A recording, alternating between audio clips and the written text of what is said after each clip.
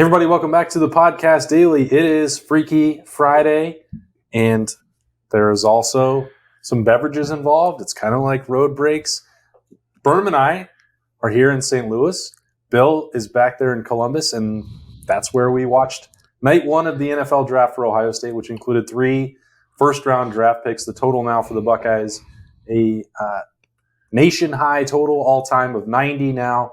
C.J. Stroud to the Texans, Paris Johnson Jr. to the Cardinals, and then Jaxon, Smith-Njigba sliding just a little bit, but then comes off the board. Where did he go, Brian? Number 20. Number Seattle. 20 to Seattle. Still the first receiver off the board, as most people would have expected. I think just generally it's like in normal NFL parlance in the last handful of years, it's been like the running backs are undervalued.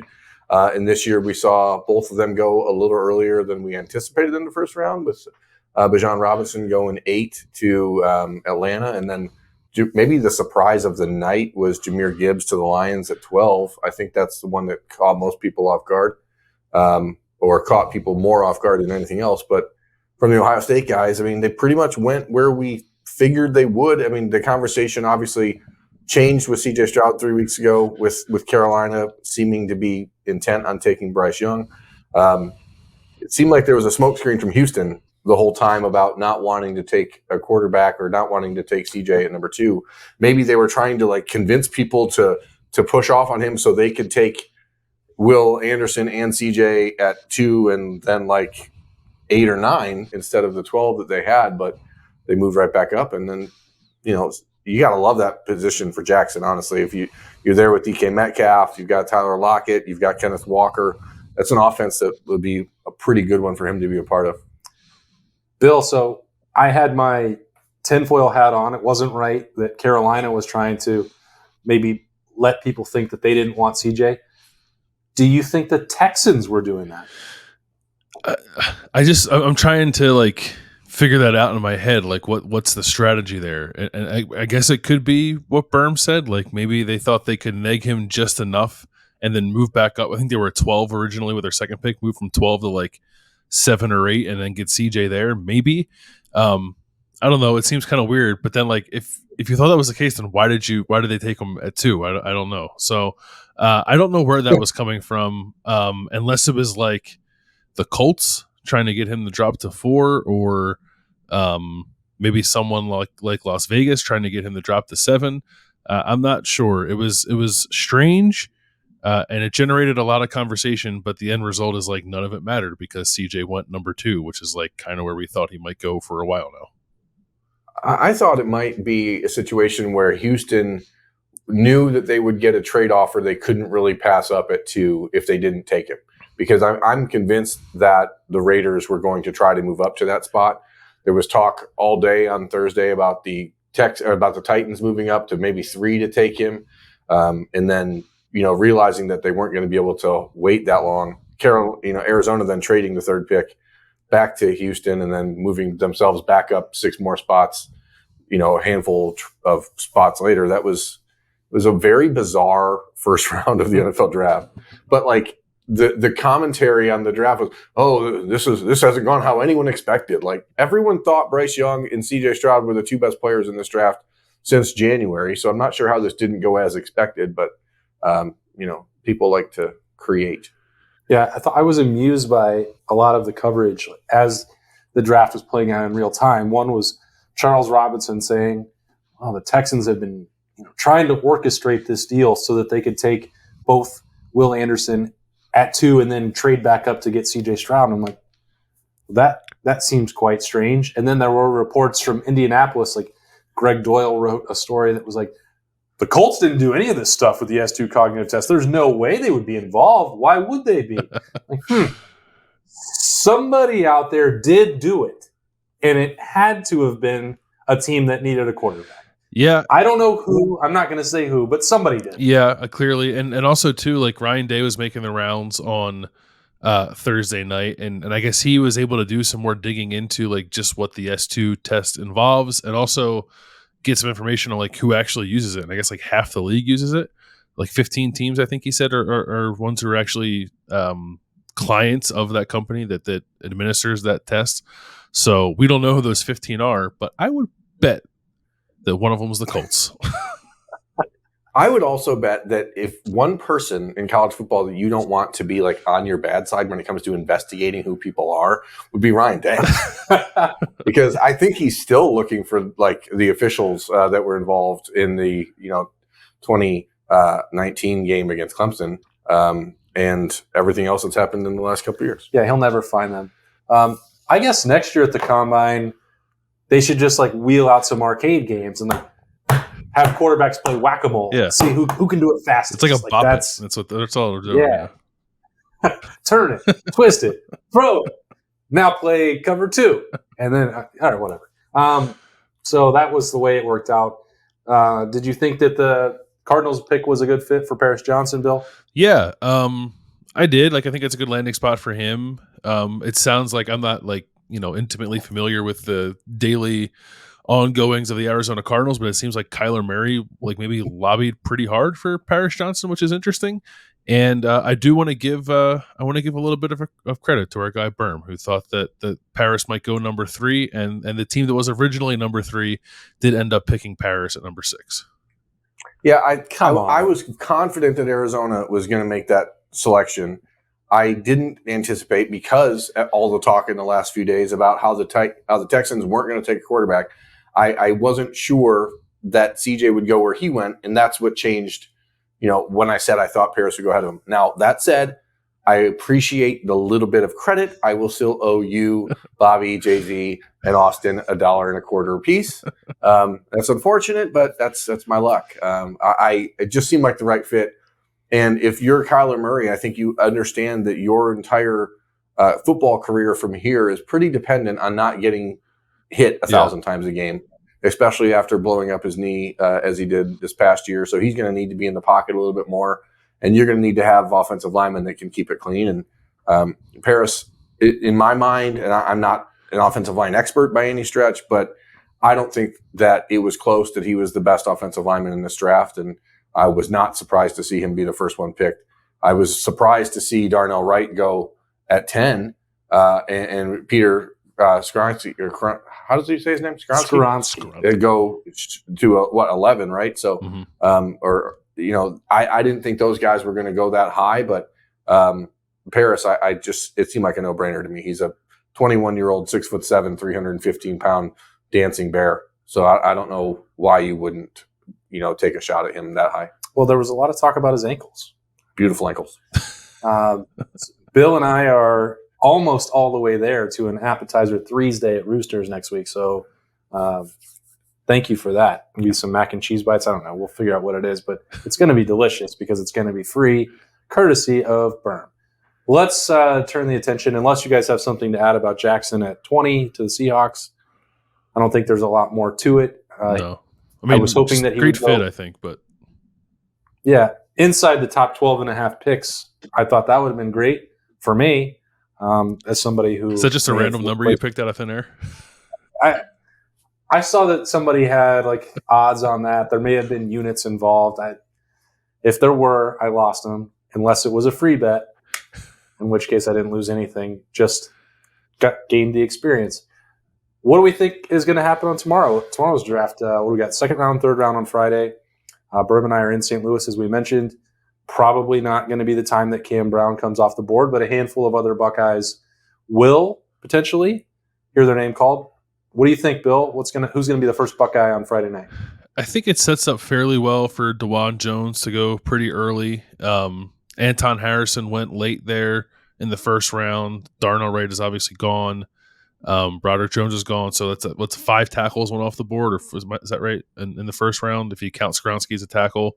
I think DeJuan could be there. I'm curious about how people will view the decisions that he made throughout the draft process, which I found a bit curious. I kind of felt like he should have done more, and he left a little too much to chance for my liking. But I still think he's going to end up in an okay spot, and I would think he goes in the second round. I think I'd be mildly surprised if he didn't go in the second round. Yeah, I mean, I don't know where in the second round. Obviously, there's a number of teams that are always looking for tackles. I think Luke Whippler, we didn't see any of the centers drafted on night one, which is not a surprise. but between the three Big Ten centers that are out there with Oluwatimi from Michigan and Schmidt from Minnesota. Yeah, and then also Joe Tippmann from Wisconsin is probably the best one. Right. Yeah. So, I mean, you got four Big Ten centers. I bet all of them go on Friday. At some point, there will be a run on centers, as there is wont to be. And Zach Harrison should go on Friday. So I think all of the real, will they or won't they, the intrigue for Ohio State will end up on Saturday with Ronnie Hickman, with Tanner McAllister, with Cameron Brown. But I think that the main six guys that we talked about when we did the break at the Woody before we left for St. Louis, all those guys will be off the board by the end of Friday, I would imagine. It's interesting when we talk about Juwan Jones and Zach Harrison, where and I think you can maybe put Ronnie Hickman in this mix as well. If those guys had tested at the combine, if they had been more active, if they hadn't had what you'd have to assume are nagging injury concerns from this process through January to April, could they have snuck into the first round of the draft? Could that have changed the calculus for the first round for Ohio State as a whole? I don't know. I think Zach Harrison is probably the one with the biggest upside. You look at, Berman and I got here and we're watching some defensive ends or linebackers from Iowa and Iowa State come off the board who really don't have the pedigree or production in some ways that Zach Harrison did at a higher level competitively. And I'm like, do they have brighter futures at the NFL level than he does? I remain skeptical of that, but nothing can change it. That's the decision that they made with their agents, with their teams around him, or with the doctors who told him not to run 40 times or shuttle times or anything else. I think it would have helped him, but nobody pays for my thoughts on that. Nobody wants me to be their agent, and nobody wants me to advise them through the combine process, even though I've been watching it for a number of years. I think they're still going to be good pros, but they just didn't get to go in the first round. And this happens every year where people say, oh, well, those are the players you know the most. You watched them the longest. You want Ohio State guys to do well. And yeah, that's true. But I think if you line them up physically, especially Zach Harrison, he's somebody that I thought people would be enamored by, and it didn't work out that way. Yeah, it makes me wonder a little bit, like, because I think of Zach in the same way, right? Like he's a freaky athlete at his size, and once he put that all on display in this draft process, like people were going to notice, and he would rise up the boards. But then, like, I'm looking at like Will McDonald jumping over cars, and I know Luke Van Ness had like really good testing numbers, and that's why he went so high. And I do wonder, like, was there somewhere along the line where, like, I don't know, Zach or people representing him thought to themselves, like, well, maybe you're not going to stack up as well as we thought you were against some of these guys, and perhaps it's better to, I don't know, leave that little bit of doubt rather than like give them confirmation that you are similarly athletic to them, rather than being another level more athletic than they are. I don't know. It was weird to me. Like I thought his decisions were the oddest of anyone in this draft process, and maybe there was an injury thing there that I'm not aware of that I should be, but to like not put that on display when it was sort of the thing that like felt like was going to be his calling card in this, and like the best shot he had at potentially being like a second round pick, just didn't quite match up with me. So, but I still think he can be a third round pick, just because you can still look at him and you can still see enough on tape, I think, to get enamored with him. But he just didn't do as much to help himself as I thought he would. Well, it's just puzzling because you say maybe he would be matched up similarly athletically with these guys. All those guys went in the first round. So, like, what's the problem with proving that you're as athletic as they are? I actually think there's a lot of parallels between Zach and Dewan. Like, you got two guys who physically are just kind of freaks, but there are major question marks about, how flexible they are, how well are they going to handle, with Dewan with speed rushers in the NFL, with Zach with power, offensive linemen who are going to be able to put a hand on you and keep you from getting through them if you can't bend as much as maybe they want to see other guys. So I think that there's actually a lot of similarities between them. And, we know that Zach had a hamstring issue at the combine, which kept him from running, but we don't know exactly if that's what kept him sidelined throughout the entire evaluation period. With Dewan, I mean, you and Nick Baumgartner talked about that on the Thursday morning show. He went out there for one day at the Senior Bowl, dominated, and then pretty much didn't do anything else the rest of pre-draft process. So I don't know why you would do that. We have similar questions, about the Cam Brown stuff. I mean, Ronnie Hickman, these guys are on a different level, but I don't feel like they did enough to answer any of the questions that people were going to have about them naturally. And to me, this entire process is supposed to be about shutting down those questions and making sure that all the answers are on the table. And it seemed like to a man, other than Paris, really, and CJ and Jaxon on some degree, but all those guys went in the first round because they stood up and they showed what they could do. Paris's pro day, experience at Ohio State and his performance there was incredible. Like you watch that kid, and you're like, wow, that is the best offensive lineman in the country. CJ didn't leave any room for doubt when he threw the ball in Indy and then did it again at the pro day. Like he didn't have to throw it again at the pro day, but he said, I'm going to go out and do it. So I just don't really understand where this advice is coming from for kids who are in that process. I mean, it just doesn't make sense to me. Yeah, I wonder, because even like Jaxon, obviously Jackson's film from 2 years ago is excellent, and he has the recruiting pedigree, but like he ran the 40 and it wasn't that good. And like his 10-yard split was actually kind of quite bad for a guy who's supposed to be like a slot receiver. But I almost feel like that his willingness to do it, even if it wasn't a great result, helped him. And he did have like a historic 3-cone. Yeah, like he still has all that stuff to fall back on. And like it's not, I'm not saying it to say that he's not athletic, but I think if you were someone advising Jaxon coming off the injury that he came off of, and people had questions about like long speed and like the 10-yard split, you might just say like, well, just don't do it. But he did it, and I think that actually helped him, even if the results weren't good. And I don't know if that's fair or not, but perhaps it could end up that some of these guys we're talking about for Ohio State on Friday and then Saturday, them not doing some of these things might end up hurting them in the end, even if, long term they actually don't have any sort of impact on what they'll be as pros. When Jaxon told us he wasn't 100% for the 40 until like 6 days before pro day or something, right, for Ohio State. So that was probably the first time he'd tried to run that for 7-8 months. So, I think people, to your point, Bill, I think that they realize, hey, this isn't going to be his ultimate best, but he's out there competing. And I think what's frustrating to me is that for Ohio State players in a program that prides itself on competitive spirit and fight, and, they, in the recruiting process, Ohio State is extremely interested in how well and how much a player is willing to come camp, how much they're coming to compete. They're not looking at a lot of the granular details. They're looking at, are you here and are you working? Are you competing?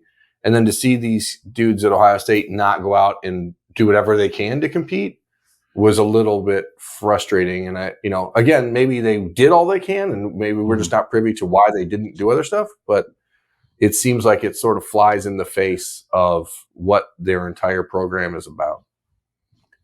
I really enjoyed. So we've talked really for 4-5+ years about Ryan Day and his competitive mindset and the anger, maybe the passion, whatever else that can bubble up when he thinks that he or his players are being challenged. And I think the way that he went out and sought this Zoom conversation with the S2 cognitive people, tried to get a feel for both the way it works, who's using it, why they're using it, and if that testing score was actually accurate, which now everyone is basically saying it shouldn't have been leaked, and even if it was, they don't think that that was the correct number. I think Brum and I talked about this a lot on sort of the drive over. Is Ryan Day getting back to his own personality after last year? I think was really sort of abnormal for him after being, trying to find that maybe after losing to Michigan and being tested by Jim Harbaugh publicly. We've talked about that in other settings over the time, but I thought this was kind of another example of him defending himself, defending Ohio State, defending his quarterbacks in an interesting way where I don't know that every coach, certainly not ones that I've covered in the past, may have gone to the lengths that he did to get to the bottom of what was really a bizarre story. Yeah, it was like he wasn't going to change minds, right? Like Houston, I'm sure, showed up this morning and knowing that it was going to take CJ Stroud with a number 2 pick. So like sure. Ryan Day stumping for him, I don't think had a tremendous effect in that regard, but I do think it matters, right? I think you want to see, your head coach going to bat for a guy who, like, CJ has nothing left to give Ohio State. He's gone. He's going off to the NFL. He's not coming back here to play. Like, I don't think there's any benefit to that other than Ryan Day showing that he has his players back, when they're here and when they're long gone from here. So, yeah, it was good. I think there's benefit to that for the program, and maybe it is a sign of I don't know, Ryan Day I don't want to say like becoming more comfortable, but maybe getting back to being comfortable. Like he just seemed like it, like very much outside of himself last year. I don't know that I sensed that before last year, but last year in particular, I thought it was like fairly noticeable throughout the entire season. And he does seem like a different person, over these last few months. And I suppose that's easier when you're not competing in games, but if it can carry over into the season, I don't think that's nothing. I also think it goes to the point that it really matters to him to have one of these guys be the number one overall pick. I mean, 3 straight quarterbacks are first-round guys. All of them are Heisman finalists, haven't been put over the top, haven't won the Heisman. Like, these little things do matter to coaching staffs, and they understand that they're valuable in recruiting. Having that number one pick matters, especially when it's a quarterback. I mean, that is a notch on the belt that you can then use forever. And you see what it's done for Lincoln Riley in the last handful of years with the Heismans, with the number one picks, with Baker Mayfield and Kyler Murray, like that. And then they'll have it again with Caleb Williams next year. Like that matters. And so when you have a quarterback who's gone out and done everything the right way and performed at such a high level as CJ has, and is in a position to be the number one overall pick, and then all of a sudden people create reasons to not pick him based on something that's entirely arbitrary, in some cases perhaps false entirely, like I think that just pisses him off. So I think he just wants that to go away because, as you said, like this is people challenging not just CJ Stroud. This is people challenging. This is the same argument, the same conversation that NFL draft analysts had about Dwayne Haskins, which is, oh, he's got too many good players around him. Oh, the throws are too easy. He makes the throws look too easy. Like, what? Justin Fields. Somebody made that case tonight when we flipped it on, like that CJ Stroud just had like open throwing windows and got to catch and release. Like, what are you talking about? Watch him play. I mean, it was this. The funny thing is that it is a similar argument that was held against Tua Tagovailoa, however you pronounce the name. I am terrible at those names. But like he had big Tua. He had Jalen Waddle and Devontae Smith and John Mechie. I mean, that was an incredible offensive group around him. And Tua won the national championship. People are like, this is who cares? Not a big deal. I mean, and Tua's 5'11" and can't take a hit. CJ again. I just keep going back to that. I don't know what he could have possibly done different to be the number one pick. And again, it doesn't matter in the big picture. He's moved on. He's number 2 pick. Life-changing opportunity, money. But for Ryan Day and Ohio State, like it does matter. It does matter to have that number one pick. Yeah, I mean, number 2 is not too bad. It's an improvement on where they've been. Like, where was Dwayne? Was what 15, 18? Yes, CJ is 15. CJ is now the highest drafted quarterback in Ohio State history. That is, and they can only go up from 1 from there. So that's right. Dwayne was 15. Justin was 11, and now CJ 2. So Kyle McCord has to be number 1 pick next year. No pressure. Or 2 years from now. Got to be next year. It has to be next year? Yeah. If he's good enough to be a first-round pick next year, he's going to go pro. Or it could be Devin Brown in 2 years. Right. I didn't think you were ready for that earlier when we did the NFL draft break. I thought we were maybe putting that conversation off. But I guess now we've had a couple more 6 Mile Bridge beers. The expectation is the expectation. The standard is the standard. Ohio State quarterbacks now have to be 5-star recruits and first-round draft picks. If they're not, you failed. Oh, we're using the F word. Do we think that Justin Fry and Ryan Day shared the same tailor to put those suits together tonight?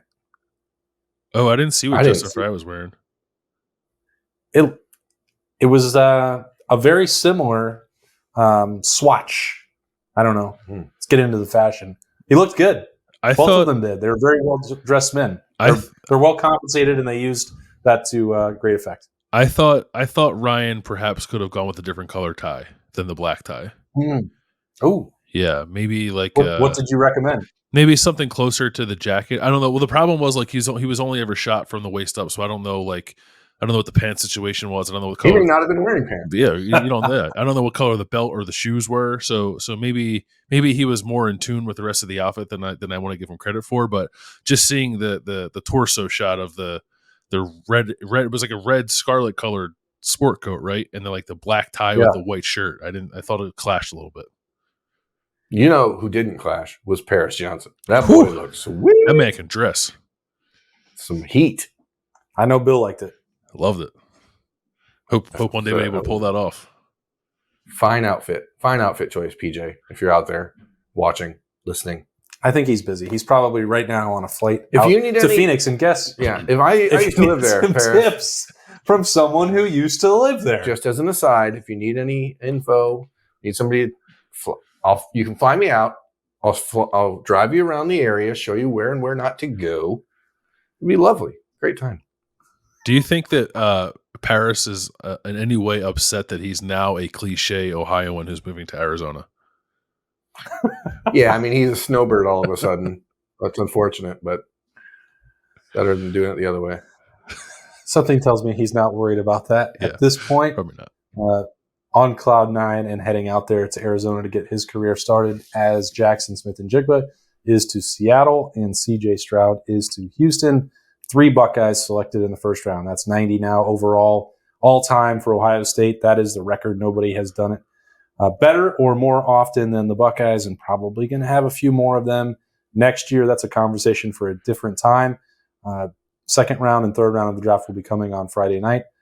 As I mentioned, Berm and I are here in St. Louis. We'll be covering Cam Brown's experience throughout the weekend, and Bill is back in Columbus manning the fort for us with anything else that's going on there with Ohio State.